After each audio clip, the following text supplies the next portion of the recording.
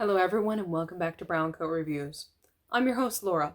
Now here at Brown Coat Reviews we do a variety of different things. We offer some comic book reviews, we go behind the scenes at different live shows, comic book shops, and we go bargain shopping. So yes, there are more Ollie's videos to come. And we also offer everyone's favorite series, which is Married with Comics. And that's where my husband and I talk about the different series that he's reading, I'm reading, that we're reading together, and I have some amazing upcoming videos with that series. So please make sure to like, share, and subscribe to this channel because you're not going to want to miss any of the amazing content that we have coming.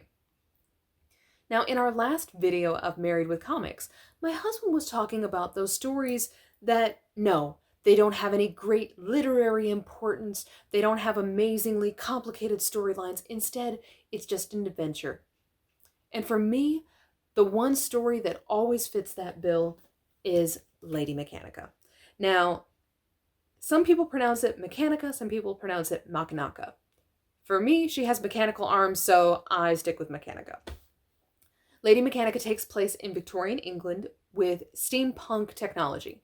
So what steampunk is basically if in Victorian England, instead of going towards kind of Edison technology, you went towards Tesla instead, and you had steam-powered technology. So picture more Jules Verne, 10,000 Leagues Under the Sea, Journey to the Center of the Earth, where invention was definitely at the heart of everything.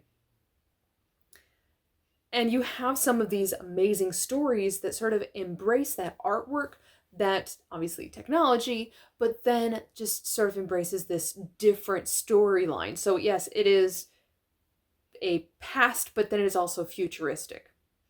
It's unique. Lady Mechanika has mechanical arms, and then she has red eyes. In this storyline, we do not know why or how she got the mechanical arms or who she was before this took place. All we know is that she woke up one day and everything had changed. So starting with volume 1, she's constantly looking to figure out who did this to her.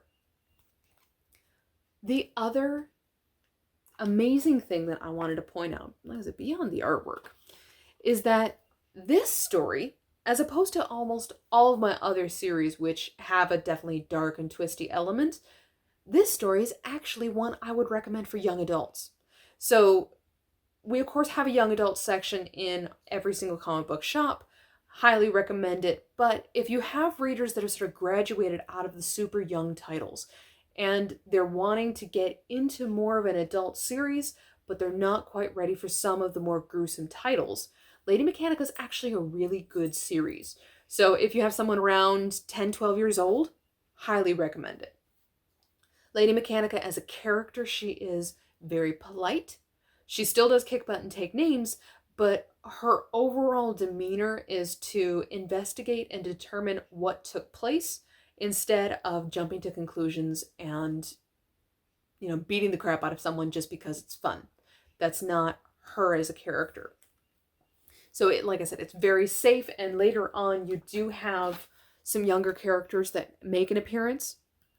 So overall, it's one that I would say is safe for a older young adult. So with this one, we are investigating the disappearance of 2 people from the circus. We get to meet the circus family, and then we are looking into how and what happened to those individuals. With this one, Tablet of Destinies, this is volume 2, we are traveling to another world. Sorry, not another world. To them it was another world. We're traveling to another country. And you have this secret society that is after some sort of artifact. And now we have to go to the desert to locate it, work with some amazing people. Sorry, I showed this for all of 2 seconds, and some of the cover art on these books, gorgeous. With this one, we have the children of London that are some of your beggars, forgotten orphans who are showing up dead. And some of them appear to have manipulations done to them similar to Lady Mechanika.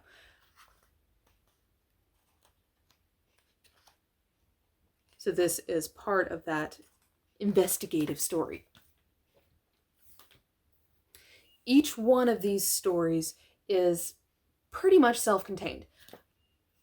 Volume 1 gives a bit more of her kind of origin story, but overall, beyond the she has mechanical arms and we know someone did this to her, we still don't have answers by Volume 3. Now, as you can tell, I have through Volume 5 up here on this wall.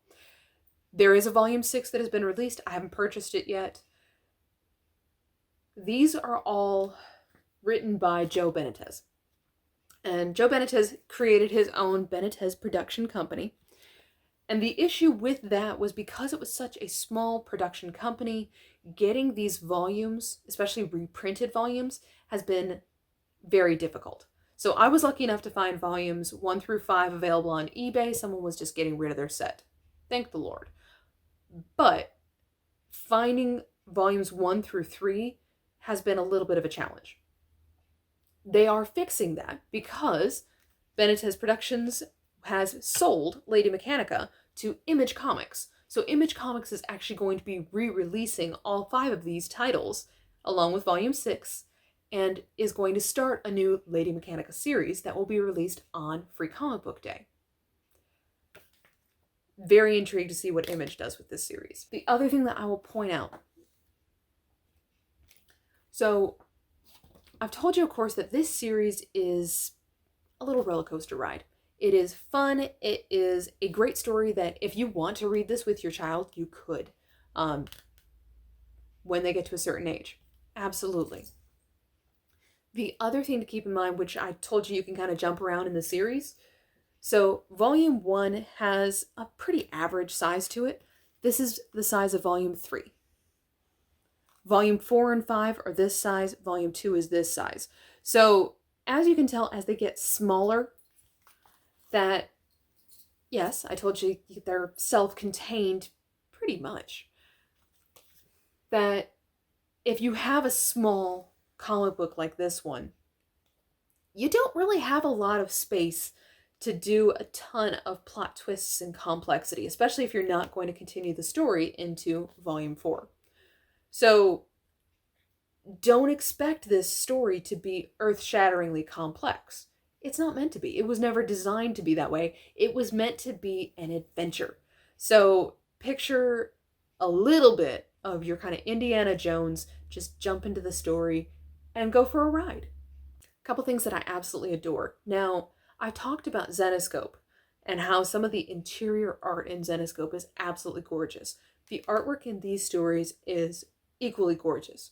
The only difference is because this is done by Benitez Productions and eventually Image Comics, this story stays at a PG-13 level and never reaches some of those Zenescope extremes with more of the violent sexual storylines. Instead, these stay, like I said, in a young adult realm that you would not be ashamed if your child is reading this.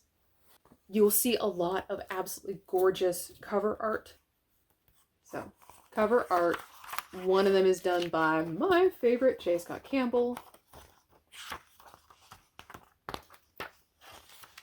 Which eventually I will buy that cover. Haven't made it that far yet.